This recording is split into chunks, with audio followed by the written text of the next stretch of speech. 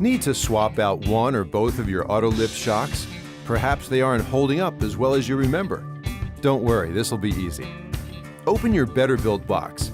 Now if it doesn't want to stay open, get something sturdy to keep it propped so you can get to work. Look for this little C-clip. See this slot? Use a small flat screwdriver to pull on this clamp to loosen its grip. You don't have to pull it all the way out.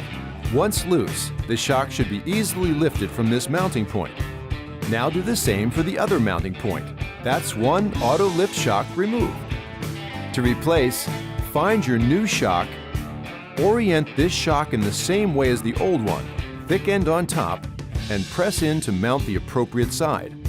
Once mounted, the C-clip should be in its flush position. Repeat on the other side, and you're done.